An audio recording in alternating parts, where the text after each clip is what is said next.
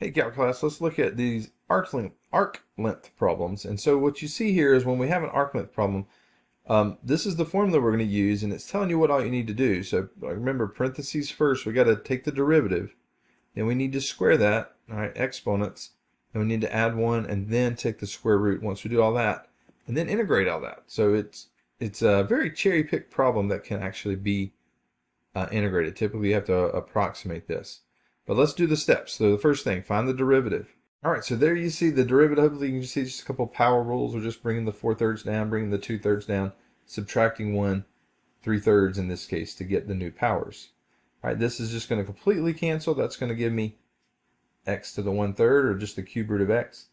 All right, the 3's cancel here. Diagonally, we get a reduction to a 4. So this is minus 1/4 x to the negative 1/3. Okay, now I can simplify that to x to the 1/3 and then minus 1 over 4x to the 1/3. Okay, so that's the derivative. What do we do to the derivative? We square it. So now we need to square this. This is dy dx squared. So we're going to square x to the 1/3 minus 1 over 4x to the 1/3. And when we do that, we're going to get an x to the 2/3. Right? Outside, we're going to get this times this. Inside, we're also going to get this times this. So that's going to be 2 of these, x to the 1/3 times 1 over 4x to the 1/3. Like when we multiply these. Well, if you can see what's going to happen, there's going to be a negative. What's going to happen is those x to the 1/3 are going to cancel. So I just have a minus 1/4 2 times. So minus 1/4 2 times is going to be minus a half. So minus a half is the outside inside. And then last, we're going to get this times itself. So we're going to get a negative times a negative is a positive. 1 over 4 times 4 is 16. And then x to the 1/3 times x to the 1/3. Don't forget that when you have the same base, you add the exponent. So that's an x to the 2/3 in that last position. All right, so there is the derivative squared. Okay, so what do we have so far? We have all of that. All right, now we add 1 to this. That's going to make that a positive a half. And then we stick it underneath the radical. So here's our arc length setup. A to B, this is A, this is B. So this is going from 1 to 27. The square root of, again, adding 1 is just going to make this a positive a half. So this is going to be x to the 2/3 plus a half plus 1 over 16x to the 2/3 dx. So there's my setup. Now, like I said, these are cherry picked, meaning that there's not many things that I can do all that stuff to. Take a derivative, square it, add 1 to it, put it under a radical, and still do the math. I would just about need this stuff underneath the radical to be a perfect square, right, for this to work out. So what you have to ask yourself, you know, if this was something squared, and then I took the square root, the radical and the square would just go away. So what I have to ask myself is, what would I need to square in order to get this, for this to be in that position? Well, obviously the first thing would have to be x to the 1/3, because when you square x to the 1/3, you get x to the 2/3. So that's the logic behind that first piece being a third.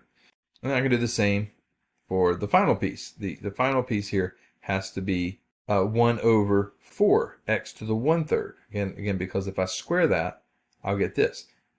Now for this to work, you know, if this is going to be something squared and then the square root's going to take it away, remember when you take two things added together squared, you get the first thing squared, the last thing squared, but then in the middle you get double the product of these two things. So if I multiply x to the 1/3 times 1 over 4x to the 1/3, I end up, the x to 1/3 cancel, I end up with a fourth, right? And if I double that, I do get a half. So this literally is, this stuff right here is x to the 1/3 plus 1 over 4x to the 1/3 squared.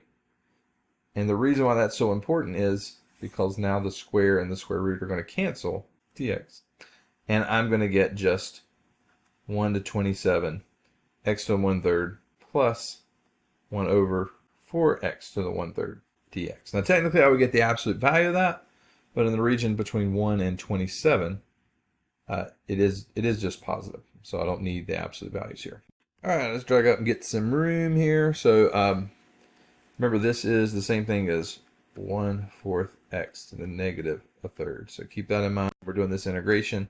This is just the power rule, so I'm adding 1. So this is going to be x to the 4/3. That's the new power.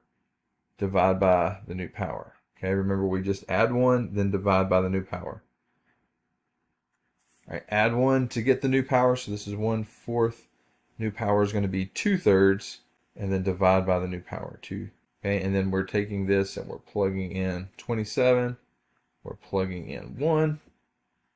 So let's clean this up a bit. This is going to be dividing by 4/3 is the same thing as multiplying by 3/4. X to the 4/3 plus, got a 1/4.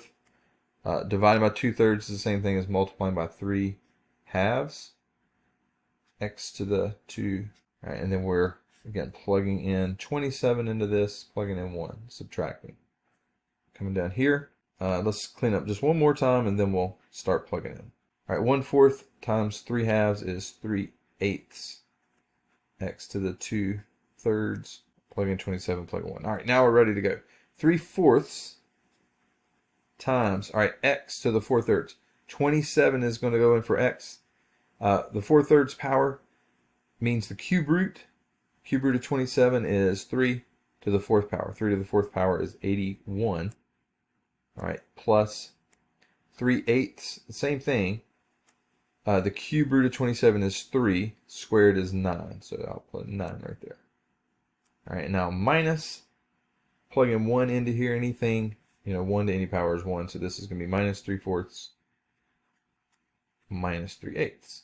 All right, and plugging all that into a calculator, that is 63. All right, now let's get a visual. What does this 63 mean? So I've got it plotted in Desmos here. So there is my math to get that 63. But then here's the function. All right, and then here's the function. This is the way you can just restrict it. It's plotting it again. Notice in a different color, blue and then red. But just on the interval that we're talking about. And there it is. All right, there's the red arc that is the second function, only on 1 to 27. So what we've done is we found how long that arc is, how long that distance is along just the curve. And then this is just showing you that Desmos can do this. So let me show you how I got this into Desmos. So int brings up the integration symbol. I put a 1 in, press up, go to the upper limit, 27. All right, and then press right to come out of the upper limit. SQRT is square root. So watch when I press T, changes to a square root symbol. All right, then I have an X. Exponent, shift 6 will give you an exponent, the caret symbol. Because it's a fractional exponent, I do the fraction first. So 2 and then 3. Come out of there, plus 1/2.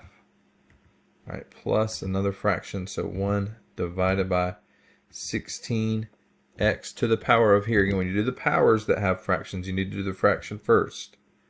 2/3. All right, now watch this. I need to come out of the denominator, come out of the exponent, come out of the denominator, come out of the radical. All right, I have to do all that to get to where I can type the dx, and I can see that I get 63. All right, so that's just a way to check it with Desmos. Desmos is great to check, but you still, again, if you want credit on your final exam, you need to be able to do the work on that one.